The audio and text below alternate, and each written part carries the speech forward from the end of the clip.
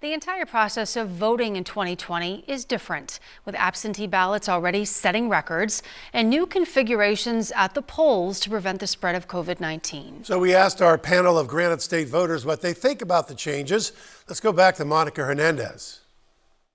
Do any of you have fears over going to vote in person, or on the flip side of that, fears over potential fraud if votes are absentee or mailed in? I don't have any problem with mail-in voting. I think it's worked in other states. I don't have any problem with it.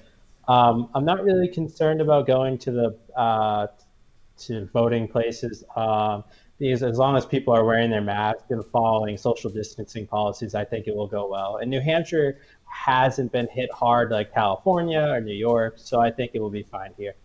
I don't have any issues with mail-in voting. I think the major issue will be what are some other individuals, depending on the results, how that's taken. As far as voting in person, I work in healthcare, so I've been out and about with COVID. So going to vote in person is not going to prevent me from going in.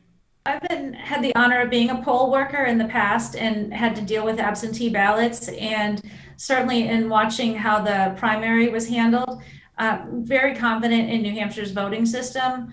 That there's a lot of checks and balances, a lot of ways to be sure that each person gets to vote and they get to vote once.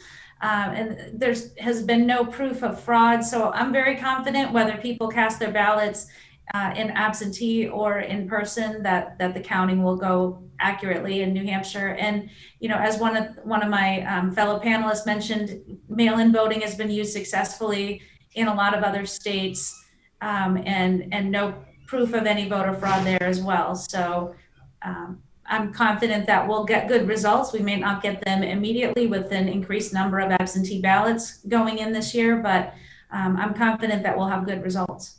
I voted in the primary, and I was actually impressed with the care that was taken to make sure that everybody was safe, the distancing, the way the ballots were actually put into a folder, and it just looked like a lot of good care was taken. And I haven't seen any evidence in this state of voter suppression or intimidation.